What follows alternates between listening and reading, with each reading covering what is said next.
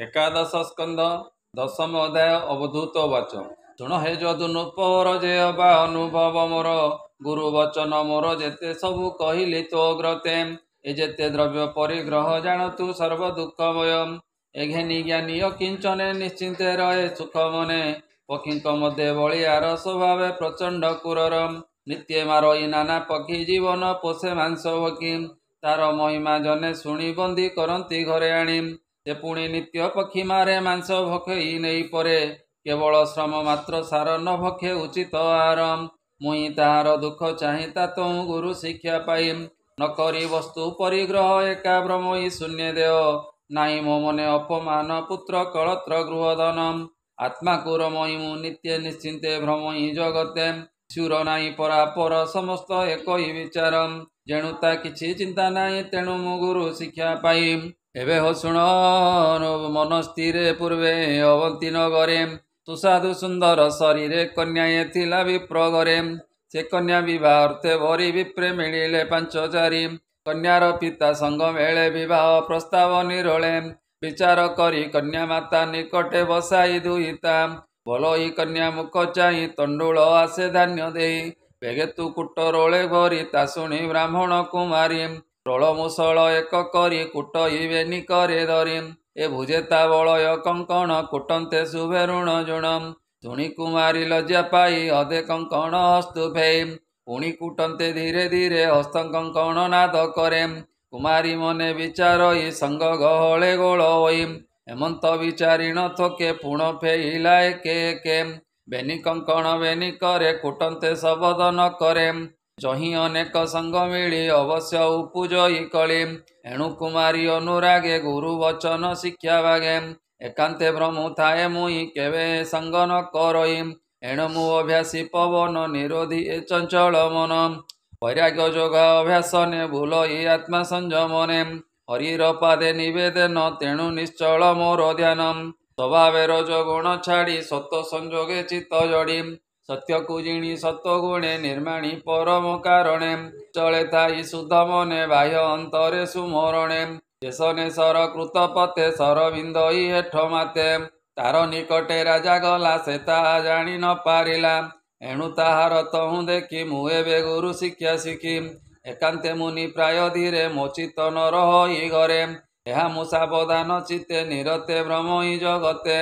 ଯେବେ ମୌନ ବ୍ରତୀ ନର ନ ଛାଡ଼େ ଉଚିତ ବ୍ୟବହାର। ଏଘେନି ଗୃହାରମ୍ଭ ଛାଡ଼ି ଅଳପ ଧନେ ମନେ ବଢ଼ି। ପିତୃ ଅତିଥି ସେବା ଅର୍ଥେ ଆଚାରେ ଥିବ ଲୋକ ମତେ। ଆତ୍ମା କାରଣେ ବ୍ୟର୍ଥ ଘର କେବେ ନ କରି ତପ୍ତର। ଶରୀର ରଖଇ ନିରୋଳେ ସର୍ପ ଯେ ଶନେ ନାନା ବିଳେ। ଏଣୁ ମୁଁ ସର୍ପ ଦୀକ୍ଷା ଧରି ଗୃହସ୍ଥ ଆଶ୍ରମ ନ କରି। ହୟ ନ କରି ଏକ ସ୍ଥାନ ବଞ୍ଚଇ ନାନା ତୀର୍ଥେ ଦିନ। ଦେଖ ଏ ବିଷ୍ଣୁ ମାୟା କରି ଜଗତେ ଖେଳଇ ମୁରାରି। ପୁଣି ସଂହାରି କାଳ ରୂପେ ନିଶ୍ଚିନ୍ତେ ରହେ ଆତ୍ମା ସୁଖେ। ସ୍ୱଭାବେ ବୋଲାଇ ଈଶ୍ୱର ସେ ହରି ସର୍ବଶକ୍ତିଧର। ପ୍ରକୃତି ପୁରୁଷ ଅନ୍ତର ସ୍ୱଭାବେ ନାହିଁ ପରାପର। ଉପାଧି ବର୍ଜିତ ଈଶ୍ୱର ଫେଣ ବିକାଶେ ଯେନେ ନିର। ସୃଷ୍ଟି ଇଚ୍ଛଇ ଯେତେବେଳେ ସୃଜଇ ମାୟା ଯୋଗ ବଳେ। ତ୍ରିଗୁଣମୟୀ ବିଷ୍ଣୁ ମାୟା ବେଦ ବେଦାନ୍ତ କହେ ଯାହା। ସେ ମାୟା ନାନା ମୂର୍ତ୍ତି ଧରି ବ୍ରହ୍ମାଣ୍ଡ ମଧ୍ୟ ଅଛି ପୁରୀ। ସେ ମାୟା ବଳେ ନାରାୟଣ ଜଗତ କରେ ପୁଣ ପୁଣ। ଯେସନେ କୀଟ ଉର୍ଣ୍ଣ ନାଭି ନିଜ ବଦନୁ ସୂତ୍ର ଭାବି। ଜାଲ ନିର୍ମାଣୀ ରାତ୍ରି ମୁଖେ ମଧ୍ୟ ବିହରେ ନାନା ସୁଖେ। ଏକାନ୍ତେ ରାତ୍ରେ କ୍ରୀଡ଼ା କରେ ସୂର୍ଯ୍ୟ ଉଦୟ ତା ସମରେ। ଏ ରୂପେ ସୃଷ୍ଟି ଲୀଳା କରି ସଂସାରେ ଖେଳେ ନର ହରି। ଏବେ ଓ ଶୁଣ ନରପତି ସଂସାରେ ଜୀବ ଆତ୍ମା ଗତି। ଦେହ ବିଯୋଗ କାଳେ ଜନ୍ତୁ ମନେ ଚିନ୍ତଇ ଯେତେ ତୁ। ଏକାନ୍ତେ ସ୍ନେହ ବଶ ଭଏ ନିଶ୍ଚଳ ଧ୍ୟାନ ଜଇଁ ରହେ। ଜନ୍ମଇ ସେଇ ରୂପ ଧରି ଯେସନେ କୀଟ ପେଶକାରୀ। ଏ କୀଟ ଆଣଇ ନାନା ରୂପେ ନିଜ ଭୁବନେ ନେଇ ସ୍ଥାପେ।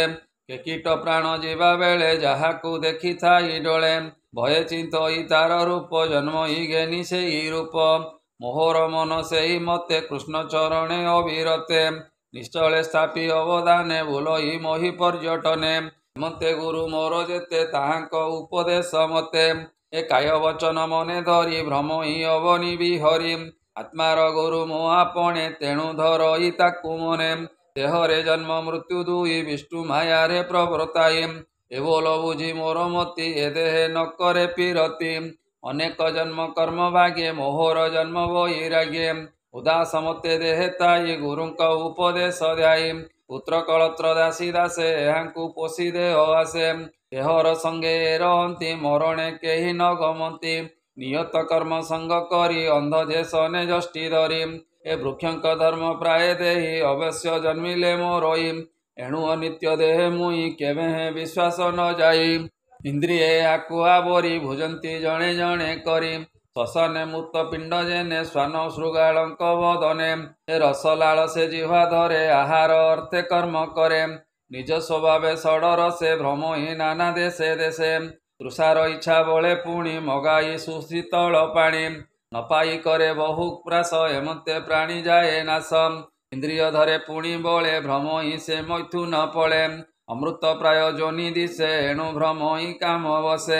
ଶୀତ ତପତ ଚର୍ମ ଧରେ ଅଗ୍ନି ପବନ ଆଶ୍ରେ କରେ କ୍ଷୁଧା ଅନଳେ ଧରେ ପେଟ ଆତ୍ମାକୁ କରେ ଛଟପଟ ଯାବତ ନ ପୁରେ ଉଦର ତାବତ ଜ୍ଞାନ ନାହିଁ ତାର ଶ୍ରବଣ ଧରେ ପୁଣି ପୁଣି ସ୍ତୁତି ନିନ୍ଦନ ବାକ୍ୟ ଶୁଣି ଶିକା ଧରେ ଗନ୍ଧ ଆସେ ଏଣୁ ଭ୍ରମ ହିଁ ସୁଜି ବାସେ ଚକ୍ଷୁ ଧରଇ ରୂପ ଅର୍ଥେ ଏଣୁ ଭ୍ରମ ହିଁ ନାନା ପତେ ଅନ୍ତେ ଧରଇ କର୍ମ ରାଶି ବେଷ୍ଟିତ ହୁଏ କାଳ ପାଶି ଏଣୁ ଏ ସାଧାରଣ ଦେହେ ଜ୍ଞାନୀ କି ବସ୍ତୁ ଜ୍ଞାନ ନୁହେଁ ବହୁତ ଶପତଣି ଯେନେ ସ୍ୱାମୀ ମାରନ୍ତି ଅପମାନେ ଜୀବର ଅଳ୍ପ ଶକତି ସତେ ଯୁବତୀ ଏକ ପତି କାମିନୀ ଗଣେ ବନ୍ଦୀ ହୋଇ ସେ ଯେନେ ଅଳପେ ମୋରଇ ଏଣୁ ଏ ଦେହ ମାୟା ଜଡ଼େ ନିଜ ନିସ୍ତାର ପତ ଉଡ଼େ ଏଣୁ ଏ ବିଷ୍ଣୁର ରଚନା କୀଟ ହୁଁ ବ୍ରହ୍ମାଦି କଳ୍ପନା ଆତ୍ମା କ୍ରୀଡ଼ନେ ନର ହରି ପୂର୍ବେ ଅନେକ ସୃଷ୍ଟି କରି ସଂସାରେ ଖେଳି ନାନା ମତେ ସନ୍ତୋଷ ନ ପାଇଲା ଚିତେ ଏଣୁ ମାନବ ସୃଷ୍ଟି କଲା ଯହିଁ ବିଶ୍ରାମ ସର୍ବଲୀଳା